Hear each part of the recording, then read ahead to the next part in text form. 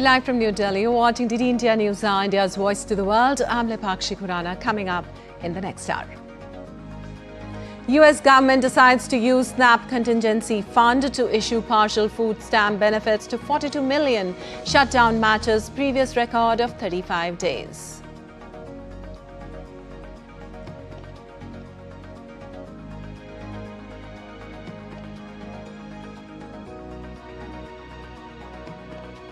India's External Affairs Minister, Dr. Jaishankar, to hold talks with Israeli counterpart Gideon on bilateral and global issues.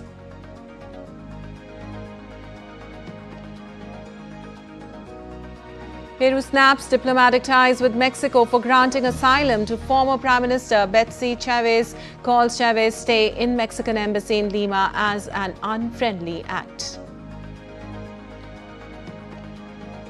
OpenAI signs $38 billion deal to buy cloud services from Amazon to power its AI ambitions. Blockbuster tech deal buoys Nasdaq to end a higher, defying overall sentiment.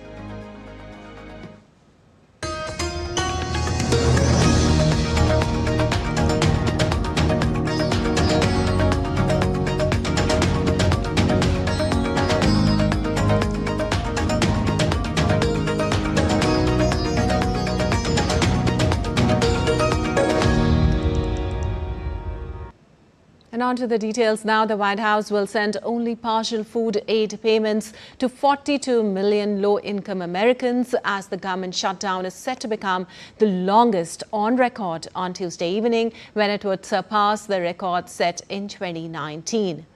Well, the U.S. Department of Agriculture told a federal court that it will tap into the contingency fund to allow states to issue partial November benefits under the Supplemental Nutrition Assistance Program. Eligible households will receive 50% of their SNAP benefits in November, but the USDA warned that some states might experience delays in getting money out the door. Two federal courts ruled last week that the Trump administration must use a $4.65 billion emergency fund towards the estimated $9 billion cost for November's payments before cutting off the Supplemental Nutrition Assistance Program. Well, the Democratic and Republican leaders pointed fingers at each other with no end in sight to the standoff between Republicans and Democrats in Congress. Democrats have blocked spending legislation in the Republican-controlled Congress, saying that any funding package must also expand COVID pandemic-era healthcare subsidies due to expire at the end of December.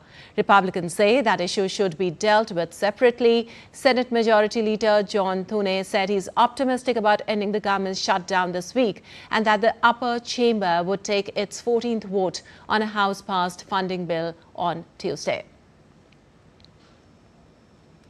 Well, the U.S. officials delayed a new round of flights as airlines said 3.2 million air passengers have been hit by delays or cancelled flights due to a spike in air traffic controller absences amid government shutdown. Now, the officials said there were ground delays at airports in Dallas and Austin due to air traffic controller shortages. Nearly 2,900 flights have been delayed on Monday, and further delays could be issued for Houston and Washington airports. Now, the shutdown has forced 13,000 air traffic controllers and 50,000 Transportation Security Administration officers to work without pay and snarled tens of thousands of flights. Earlier, Transportation Secretary Sean Duffy warned the Trump administration would shutter the U.S. aviation system if he thought an ongoing government shutdown was making it too risky to travel.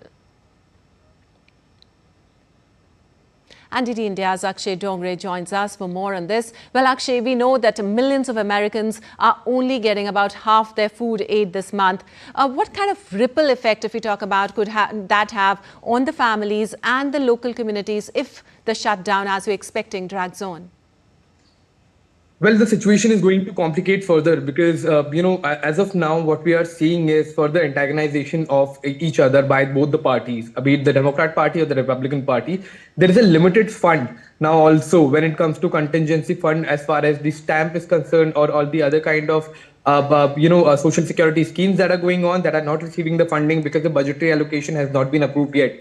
The financial year begins from 1st of October. in the US, and before that, both the parties have to have enough, and the ruling party especially have to have enough votes to sail through the budget that has been approved by them, that has to have an agreement of the opposition members as well as far as the required vote is concerned. And that is not anywhere in sight. In fact, what we have seen is statements coming in from the US president himself stating that these opportunity of shutdown can be utilized for removing deadwood and inefficient programs. Now, the definition of inefficient program remains to be seen what is going to be there. But when it comes to social security schemes, especially medical schemes, the Democrat Party is stuck on that point, especially when it comes to social security is concerned, or the medical benefits to the people, that there has to be a certain amount of money that has to go in that direction as well.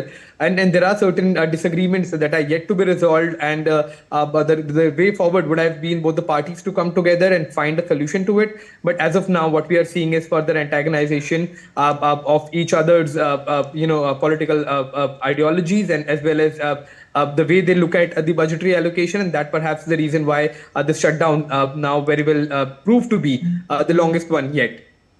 All right, so deeper political deadlock there, of course. Akshay, we're also seeing major disruptions in the US air travel. From your perspective, how might these operational strains affect America's image internationally, especially in terms of infrastructure reliability and crisis management?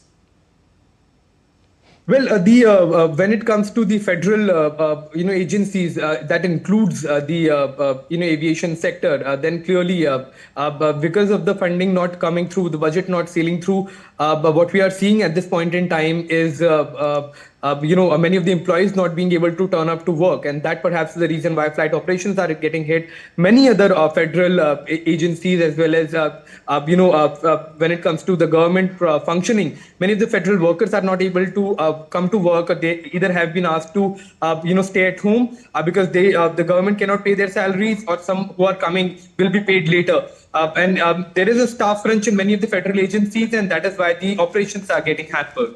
All right, Akshay, thank you so much for all that analysis. And moving on, let's take a look at the key dates and events of the ongoing US shutdown. Now, US headed towards its 15th government shutdown since 1981 on September 30th, with Republicans and Democrats in Congress unable to agree on. Now, the US government shut down much of its operations on October 1st as divisions prevented Congress and the White House from reaching a funding deal.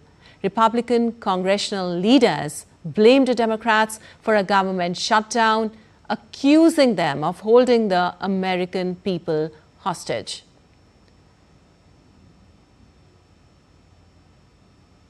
Also, Democrats in the U.S. Congress put on a united front on October 1st, blaming rival Republicans as a federal shutdown took hold. The White House warned of worker layoffs as the first day of the government shutdown unfolded, even as Vice President J.D. Vance insisted no final decisions made. On October 3rd, it disagreed towards a deal that would allow them to resume government funding. Democrats and Republicans spent several days blaming each other. Both parties' attempts to end the U.S. government shutdown failed during evening voting in the Senate on October 6th, too. Now, President Trump told reporters on October 21st he will not meet Democratic congressional leaders unless the ongoing government shutdown ends. Also, Vice President J.D. Vance on October 31st warned of a holiday meltdown if the shutdown stretches, and urged Democrats to provide votes to reopen the government. By the end of the day, this will be the longest shutdown. The previous record had been held by a shutdown that lasted 34 full days from December 2018 to January 2019. And U.S. President Donald Trump said on Monday he will restrict federal funds for New York City if Democratic candidate Zohran Mamdani wins the city's mayoral elections that will be held on Tuesday. Trump said on Truth Social, and I quote, "If Mamdani won the election, it is highly unlikely that I will be contributing federal funds other than the very minimum as required," unquote. Also, the polls show Mamdani to be leading against former New York Governor Andrew Cuomo, who is running as an independent after losing to Mamdani in the Democratic primary, and Guardian Angels founder Curtis Lever, who is the Republican nominee.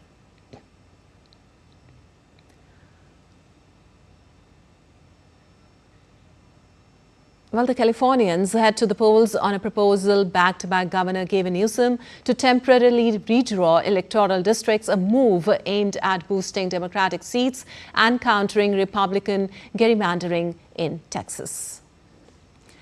And Donald Trump renewed his push to end New York City's congestion pricing program on Monday, saying that he will try once more to kill New York City's congestion pricing program. Now, in a post to Truth Social, the president said he's asking Transportation Secretary Sean Duffy to take what he calls a good long look at terminating the program. Now, Trump claims the tolls have turned the city into a ghost town. The first in the nation congestion pricing program, launched in January, charges most passenger vehicles $9 during peak periods to enter Manhattan south of 60th Street, which is on track to raise $500 million this year. It is not the first time Trump has expressed his displeasure with the congestion pricing, having posted that he was putting Democratic New York Governor Kathy Hochul on notice over the program. And Eswatini's High Court has reserved a judgment in a high-profile case over the government's agreement to accept deputies from the United States, a deal critics say was done in secret. Rights groups, including the Eswatini Litigation Center, claim the government acted unlawfully by approving the agreement without parliamentary oversight.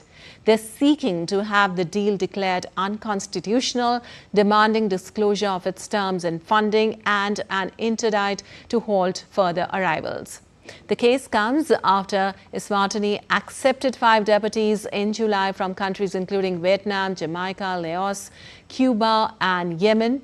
Officials said the individuals were convicted felons awaiting repatriation. Also, the court proceedings in Mabambe have faced months of delays, including missed appearances, and the judge has not indicated when the ruling will be delivered. And moving on now, Nigerians across the religious spectrum pushed back on Monday on U.S. President Donald Trump's threats of military intervention over the killing of Christians in the country. Now, the insurgents such as Boko Haram and Islamic State West Africa province have wreaked havoc in the country for more than 15 years. But their attacks have been largely confined to the northeast of the country, which is majority Muslim. The conflict has often resulted in massive death tolls on the side of the farmers, with entire villages razed. In central Nigeria, mostly Muslim herders and mainly Christian farmers have clashed frequently over access to water and pasture. They often generate fewer headlines in both the local and international press. Now, Nigeria is more than 2,000 miles from Djibouti, site of America's only permanent military base in Africa. Experts said the U.S. needs international consensus, more resources in the region, and time to build the intelligence needed to attack Islamist groups effectively. Countries have a duty under the Genocide Conventions. The rulings of the International Court of Justice are to the effect that violations of the Genocide Convention are so grave and of common concern to the international community as a whole that you don't, to institute an action, you don't necessarily have to be affected by the alleged atrocities, as we have seen in the case of South Africa and the Gambia and Myanmar and other cases that have been brought before the court. And still to come in DD India News. U.S. Secretary of Defense Pete Hegseth holds the annual security consultative meeting with the South Korean counterpart, aiming to strengthen the military alliance. Romanian worker trapped under medieval tower Torre di Conte in Rome succumbs. The second rescued worker battles injuries in a hospital. The Grand Egyptian Museum opens to public, connecting visitors directly to the ancient Egyptian wonders and artifacts.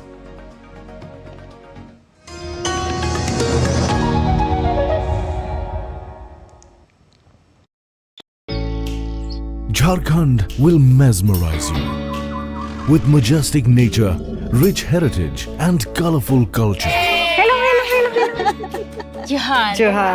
अरे it fits perfectly. Thank you. Full workout हो गया. Ready?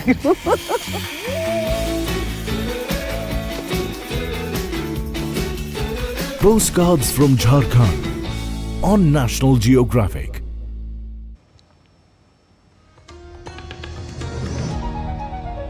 Welcome back. You're watching TD India News. I'm Lipakshi Khurana, and moving on.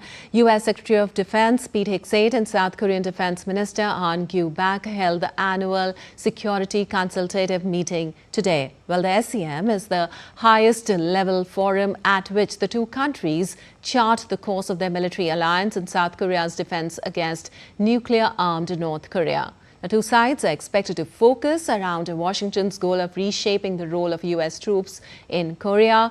Washington is considering making the role of the 28,500 U.S. troops in South Korea more flexible, with an eye on maintaining the balance of power in Asia amid concerns about Chinese activities in the South China Sea and around Taiwan. We'll get you further details during the day. Also earlier, Hegseth's day began with a military welcome from South Korean Defense Minister Han Kyu-bak in Seoul. He inspected a guard of honor while standing on a convertible with his South Korean counterpart.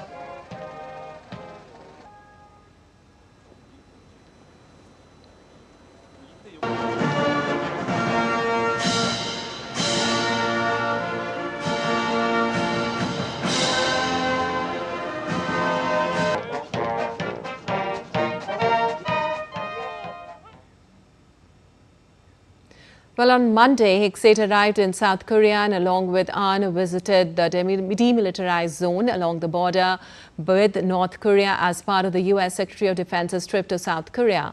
He met the brave troops of the U.S. ROK and UN command that maintain the military armistice on the peninsula. Now, Hegseth said that U.S. forces remain ready to support President Trump's efforts to bring lasting peace through strength. It was for the first time in 8 years that a U.S. Defense Secretary has made such a visit. And Peru announced it has cut off diplomatic relations with Mexico after accusing it of granting asylum to a former Peruvian Prime Minister who is on trial over an alleged coup attempt in 2022. Now, the announcement on Monday came hours after former Prime Minister Betsy Chavez, who served under former President Pedro Castillo, fled to the Mexican embassy in Peru. Following his impeachment, Castillo was on his way to the Mexican embassy in Lima to request asylum when he was arrested and charged with rebellion and abuse of authority.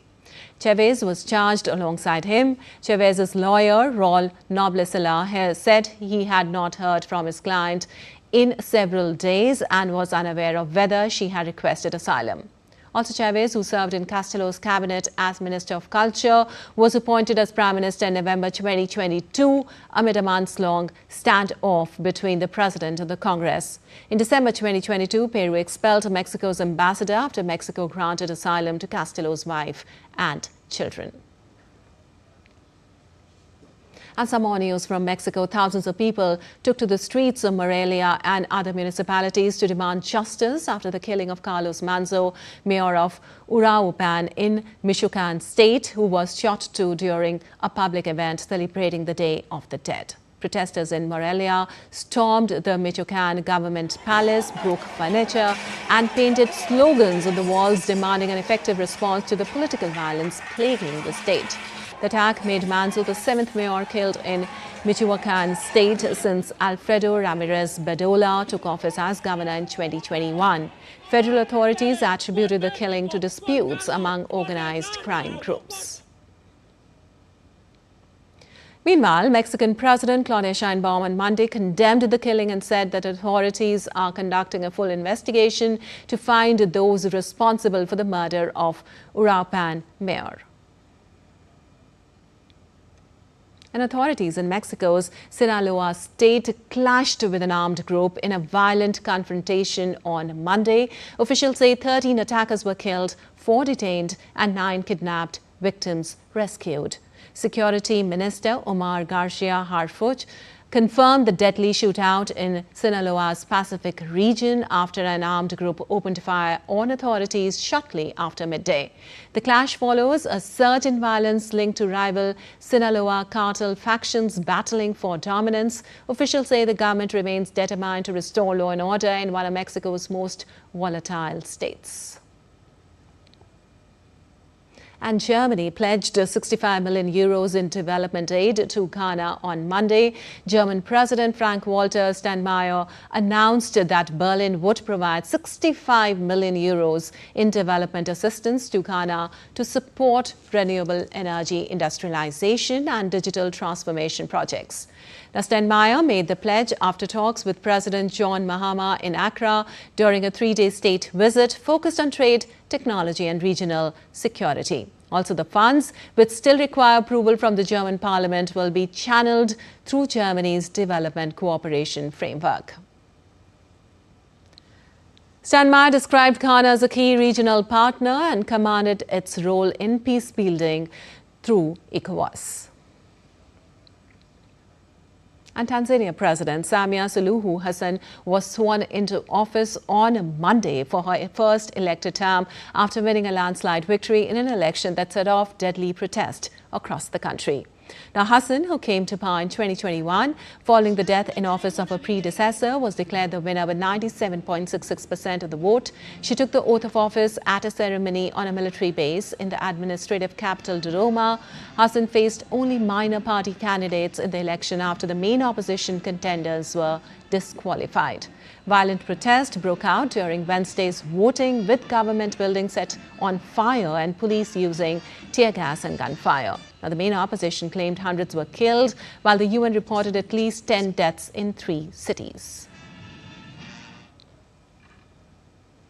Well, Guinea is preparing for a pivotal presidential election set for December 28th, marking a critical moment in the West African nation's political future. Now, the vote comes amid mounting controversy following the decision by interim leader Mamadi Doumbouya to run for election that would give him power for another 5 years. Doumbouya had vowed not to run when he seized power in the West African country in 2021, but a new constitution pushed by the junta and approved in a referendum in September opened the door to his candidacy. Also, the new charter replaced arrangements agreed after the coup that had barred members of the junta from contesting elections. Other candidates have submitted their applications and would be able to stand. And moving on, protesters gathered outside the Serbian parliament in Belgrade in a rally against President Vucic's government. Despite heavy rain, wind and loud music blaring from government-installed speakers, hundreds joined the protest.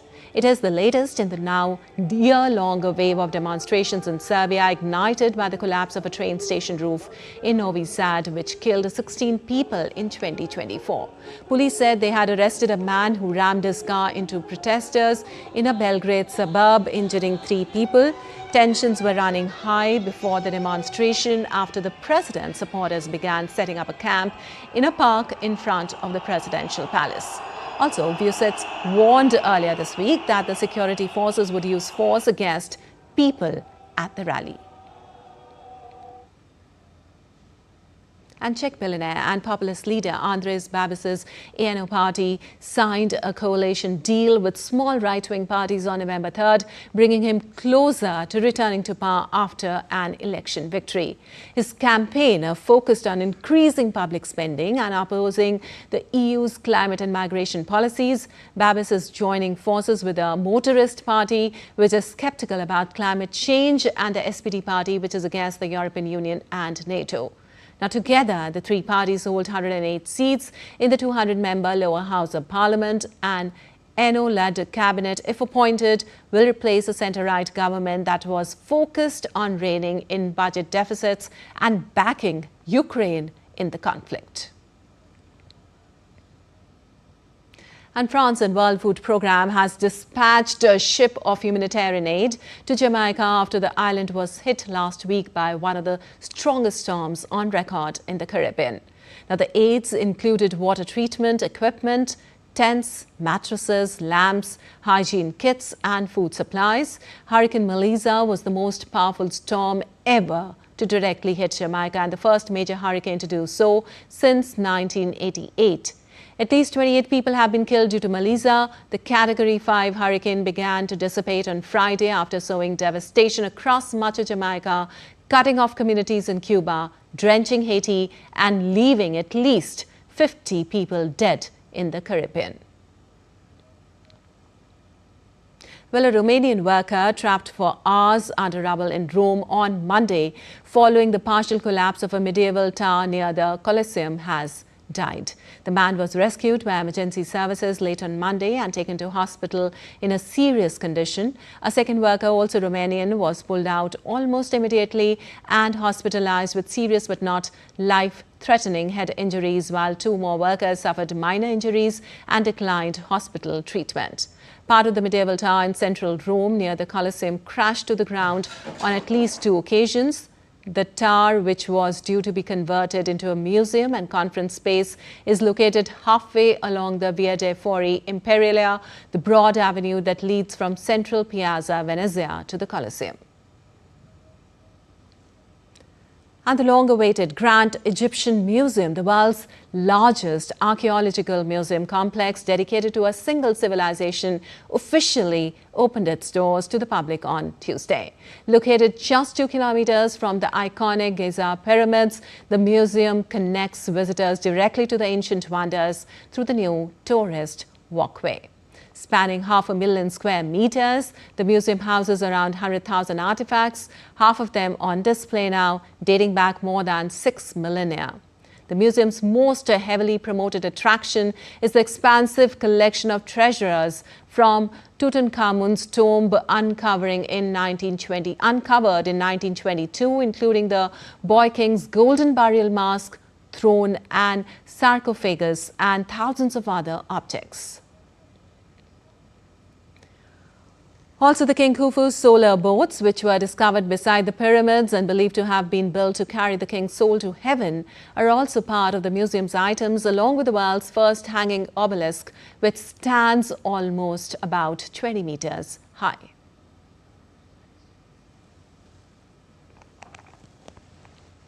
Well, the 3D printers are already providing construction solutions and gaining recognition in many cities and towns across the globe. But can a 3D printer make a giant leap and manage construction of walls on the moon? One company from Sydney has made a prototype, a spider-like robot, which it claims will eventually be capable of construction activity on the moon. Take a look.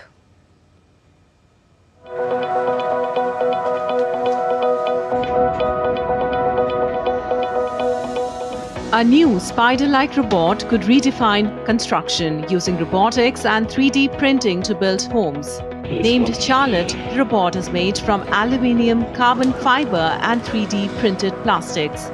Its 6 legs extend over 5.5 meters, letting it step over 2-story walls while printing structures layer by layer using compressed earth instead of cement. Charlotte, and earth-built in particular, the core technology within Charlotte, will be a game changer wherever it goes in the world. It will make construction really, really cheap. Like, we're talking about knocking zeros off the end. And it'll also make it carbon-free. The robot uses earth from the building site itself, reducing emissions and offering architects more design freedom, including curves, arches and domes that traditional construction struggles to achieve. We came up with the concept of Charlotte, which was a large legged robot. The real question is, how big does a 3D printer extruder need to be before you stop building large gantries and just build legs for the actual extruder itself? Developers believe the same approach could also work on the moon, since 99% of the structure there could be built using the material found at the site, making Charlotte a potential future tool for off-planet construction. Bureau Report, DD India.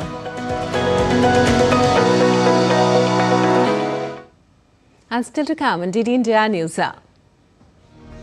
India-EU FTA talks gain momentum as negotiators meet in New Delhi ahead of year-end deadline.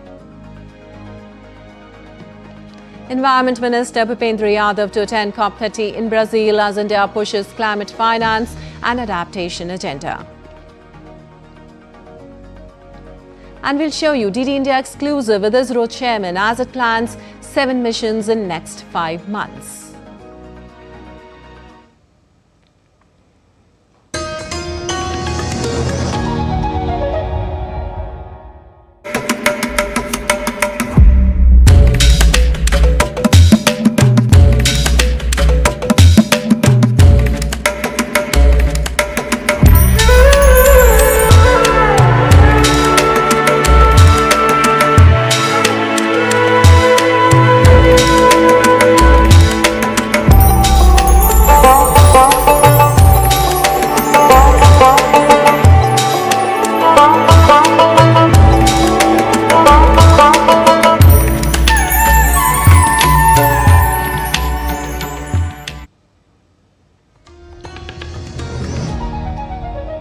Welcome back. You're watching DD India News. I'm Lipakshi Khurana, and time now for a quick recap of the headlines. US government decides to use SNAP Contingency Fund to issue partial food stamp benefits to 42 million, shutdown matches previous record of 35 days. India's External Affairs Minister Dr. S. Jaishankar to hold talks with Israeli counterpart Gideon on bilateral and global issues. Peru snaps diplomatic ties with Mexico for granting asylum to former Prime Minister Betsy. Chavez calls Chavez's stay in Mexican embassy in Lima as an unfriendly act. An OpenAI signs $38 billion deal to buy cloud services from Amazon to power its AI ambitions. Blockbuster tech deal buoys Nasdaq to end higher, defying overall sentiment. And moving on, Israel's Foreign Minister Gideon will hold a meeting with External Affairs Minister Dr. S. Jaishankar in New Delhi today. Sar, who is on a diplomatic visit to India, will also meet with other senior officials in the Indian government. The visiting minister is scheduled to meet government officials, ambassadors, diplomats, heads of research institutes, and local business leaders during the visit. The foreign minister will also deliver a briefing on West Asia affairs to foreign policy and security scholars before returning to Israel on Wednesday. While India-EU FTA talks gather pace ahead of the year-end deadline for conclusion, a week after visiting Brussels, Indian Commerce and Industry Minister Piyush Goyal held virtual talks with European Commissioner for Trade Miroslav Sefcovic and EU's Agri-Minister Christoph Hansen. The leaders discussed strengthening the India-EU trade and investment ties, advancing the FTA and deepening cooperation across priority areas. Both sides expressed commitment towards balanced and mutually beneficial outcomes.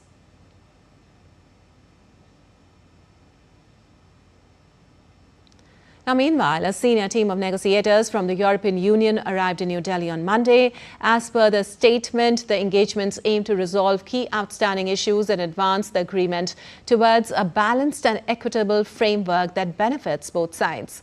The visit follows Piyush Goyal's official visit to Brussels in October end, where he held forward-looking discussions with Sefcovic. These consultations reaffirmed the commitment of both the sides to intensify engagement and facilitate a comprehensive trade agreement.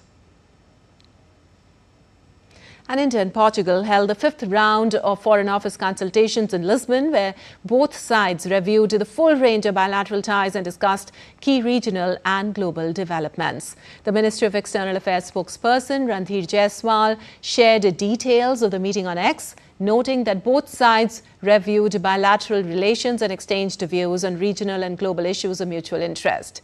As part of his visit, Secretary West in the Ministry of External Affairs, Ambassador C.B. George, also called on Portugal's Secretary of State Ana Isabel Xavier. The meeting focused on strengthening political dialogue and expanding cooperation across trade, education and mobility.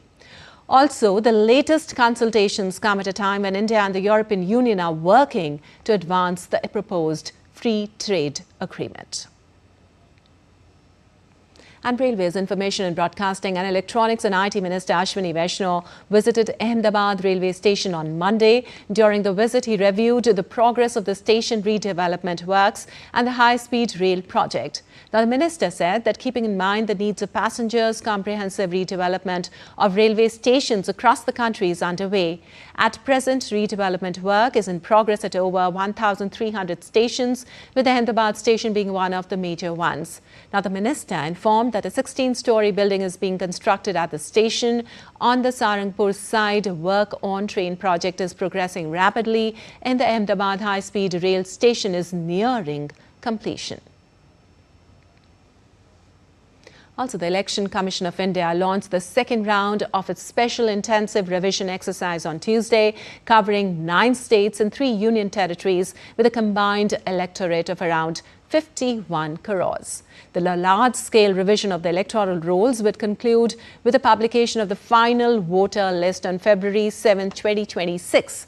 This marks the second phase of the SIR following its implementation in Bihar, where the final electoral roll containing nearly 7.42 crore names was published on the 30th of September.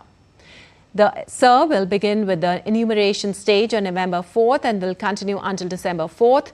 Draft electoral rolls will be released on November 9th, followed by the final publication on February 7th, 2026. This will be the 9th such revision since independence, the last one having taken place between 2002 and 2004.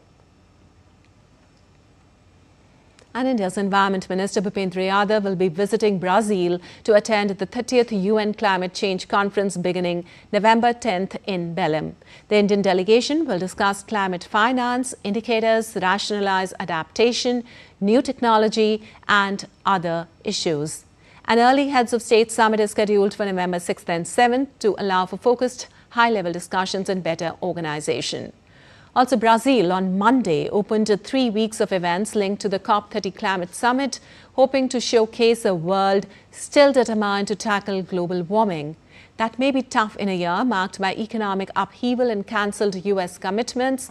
Brazil's turn as this year's host marks 33 years since the Rio Earth Summit, where countries first signed the United Nations Treaty committing to tackling climate change. Well, the summit has since developed into a major multilateral forum, bringing rich and poor countries together with scientists and civil society to address the climate threat. But it has so far failed to halt the rise in carbon emissions, though the pace has slowed. About 40% of industrial-era emissions in the atmosphere have been released since the treaty was signed. And in a good news, ahead of COP30, Brazil recorded its biggest annual fall in greenhouse gas emissions last year since 2009.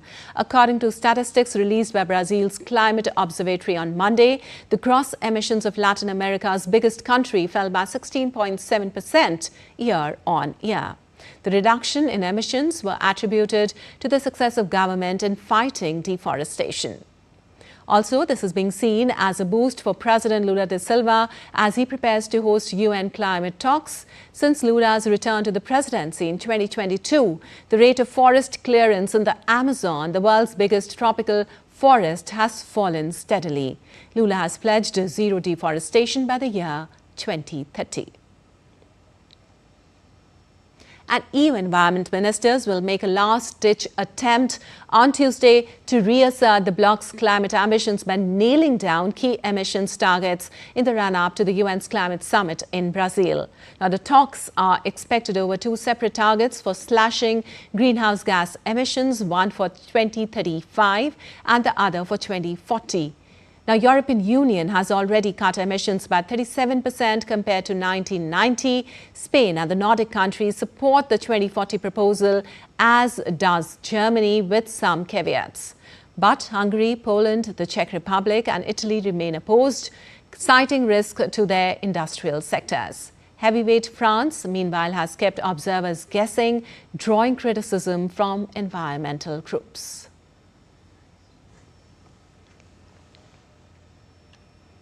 And moving on, ISRO has set a target to launch 7 missions, including its ambitious first uncrewed mission under the Gaganyaan program, before the end of March 2026. In an exclusive with DD India correspondent Ajay Mishra, Chairman ISRO V. Narayanan said that under the guidance of the Prime Minister Narendra Modi, India is working on its own space mission and its first module would be launched by the year 2028. Take a listen.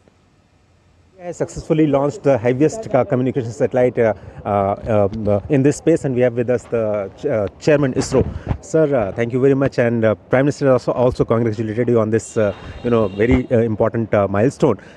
What are the use cases, if you can make us understand, for the common Indian with this heaviest communication satellite? This is the heaviest communication satellite, 4,400 kg, lifted up by GSLV LVM-3 vehicle, and we have placed for placing in the geotransfer orbit.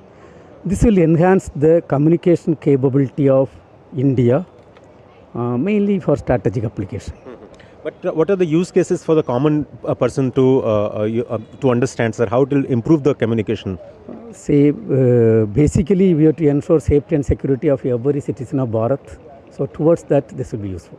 And Atmanirbhar Bharat is one central thing that you are working on, sir. What is the next in the pipeline as far as this year is concerned? And also, 3 years, you are saying that 3 times satellites we are going to put. No, with the vision and direction of Honorable Prime Minister of India, Narendra Modi ji, we are working for 7 launches before March this next year. This finance year, in 5 months, we are planning 7 launches.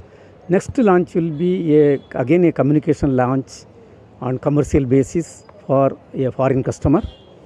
And Narendra Modi ji, our Prime Minister, has rolled out the space sector reform, and we have given 5 PSLV vehicles to private companies, a consortium, industrial consortium.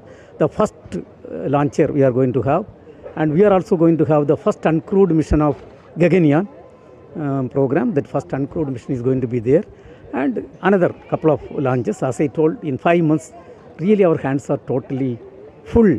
7 launches are going to happen in another 5 months time frame. And by 2035, our own space mission, as Prime Minister said? Yes, by 2035, India will have our own space station called the Bharat Andhri Station, and it will be a 5-module construction. The first module will be placed in the orbit by 2028.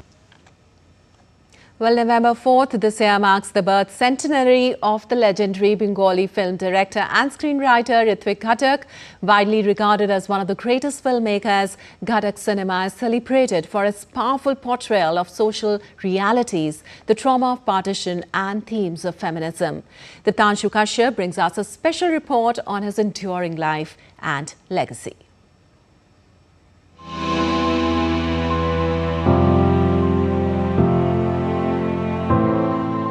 One of the greatest storytellers using the medium of cinema, Ritwik Ghatak's movies were a meticulous depiction of social reality, partition and feminism. He is considered by many to be one of the greatest cinematic voices of Bengal, along with Satyajit Ray, Mrinal Sen and Tapan Sinha. Born on November 4th, 1925 in Dhaka, now the capital of Bangladesh, Ritwik Ghatak's life and storytelling were shaped by Bengal's partition following India's independence in 1947. In 1951, he joined the Indian People's Theatre Association, or IPTA, where he wrote, directed and acted in plays, while also translating renowned works into Bengali. He began his film career as an actor in the 1950 film Chinnamul. He made his directorial debut 2 years later with Nagorik, The Citizen.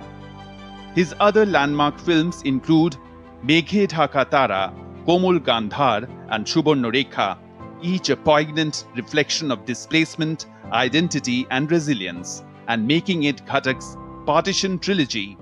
He also directed the India-Bangladesh joint collaboration Titash Ekti Nodir Naam, or a river called Titash.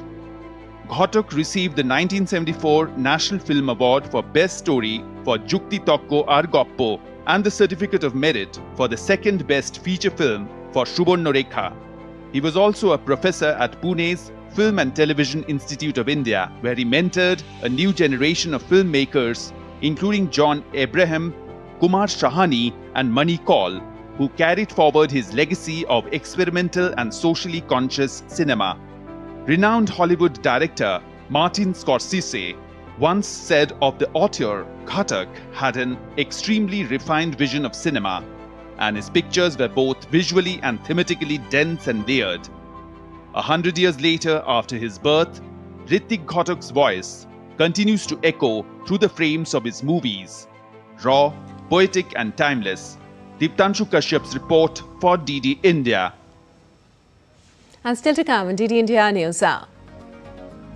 As the AI-related deals made it to the headlines across the world, we tell you how the US markets reacted to the development. Starbucks sells 60% stake in China operations to revive growth. And stay with us for a heartfelt tribute by a mother to her late daughter in Turkey.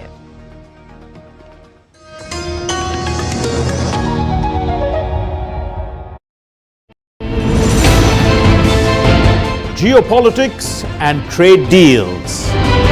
Economic challenges amid development. Hard work and the path to prosperity. It's the economy always. Between walkers, money is what money does and says. Supply creates its own demand. Between the bulls pulls and bears tears. When supply chains globalization and India rises to the podium. We'll get you centered with the economic brief at 8 p.m. every Thursday on DD India.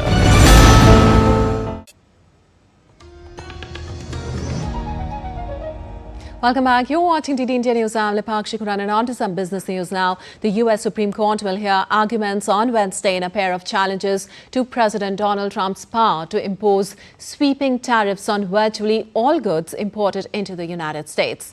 The hearing marks the beginning of what could be the biggest battle yet in Trump's trade war, as the Supreme Court considers whether his use of the International Emergency Economic Powers Act to impose duties was constitutional.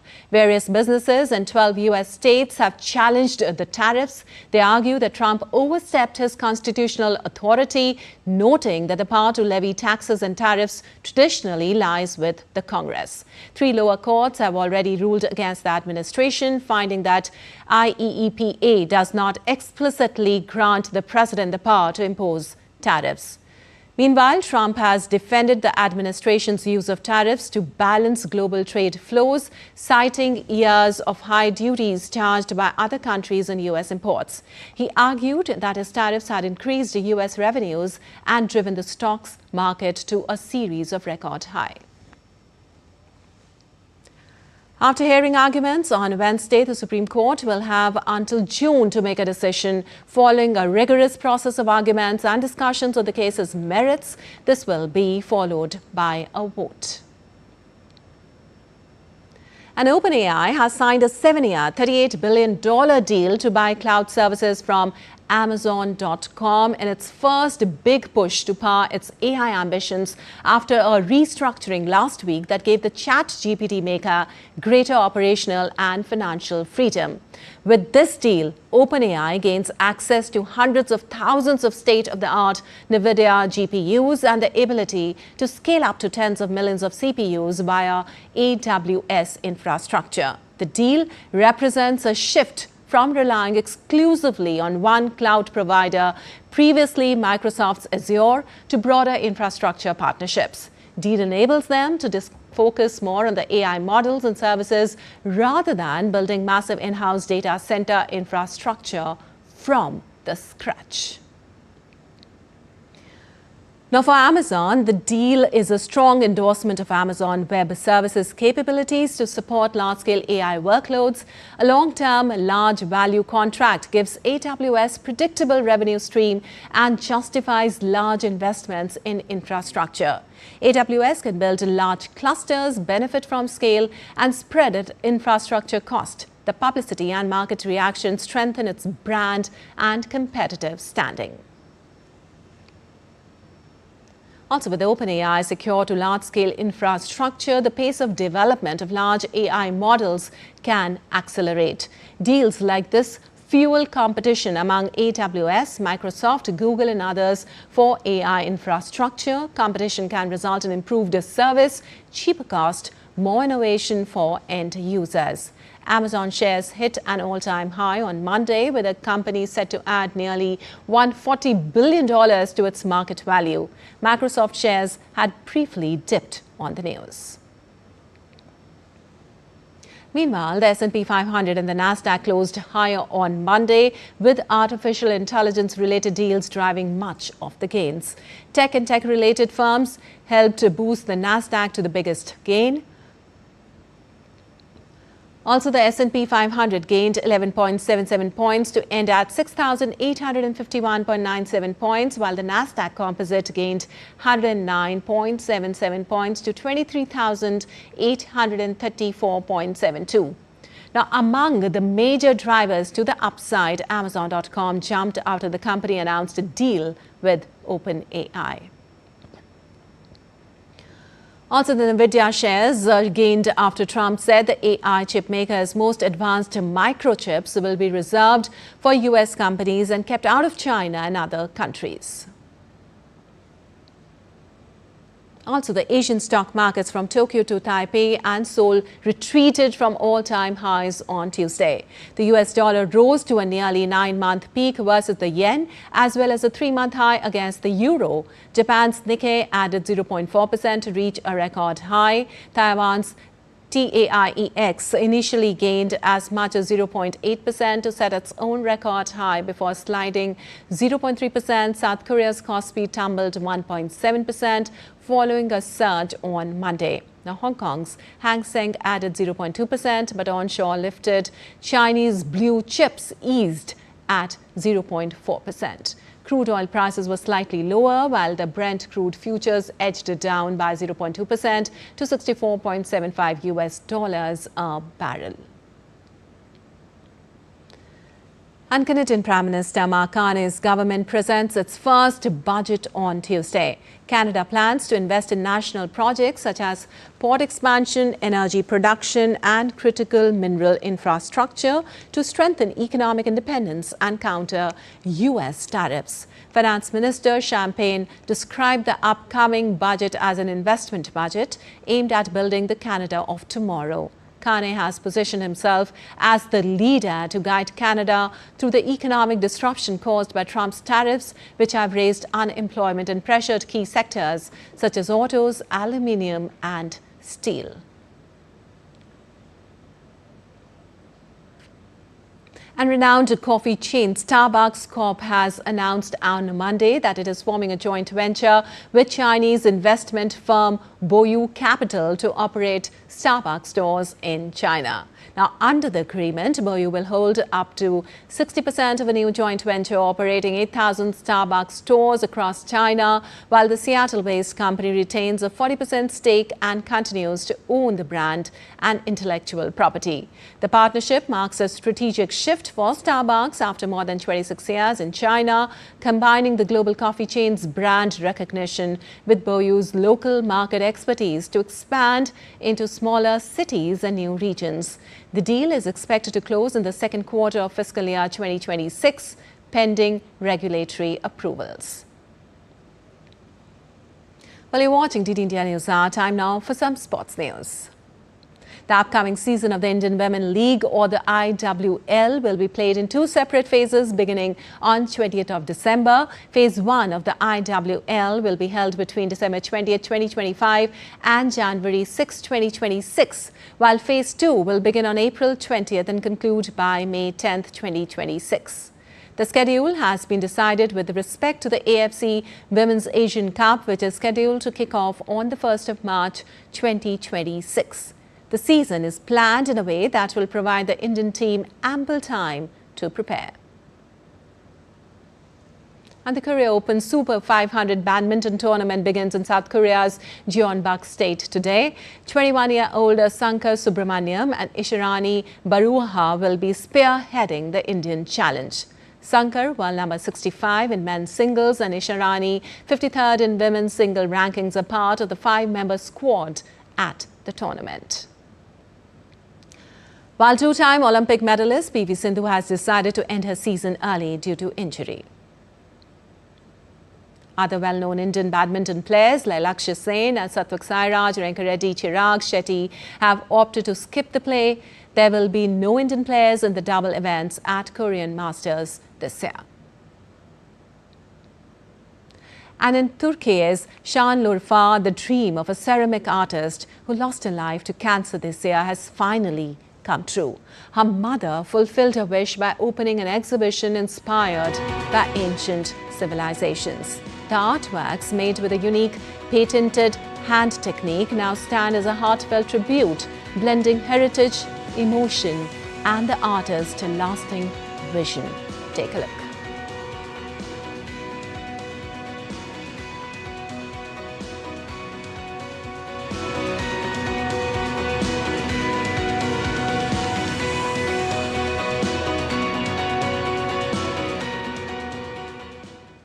All right, that's all for this edition of DD India News Hour, but let us know your thoughts on the news of the day. For those on the go, you can get all the latest news and updates from India and across the world on the DD India mobile app. The app is available on both Android and iOS platforms. Scan the QR code on the screen to download now. We'll be back with more news as it breaks here on DD India. I'm Lipakshi Khurana from all of us here in Delhi. Thanks for watching DD India News Hour.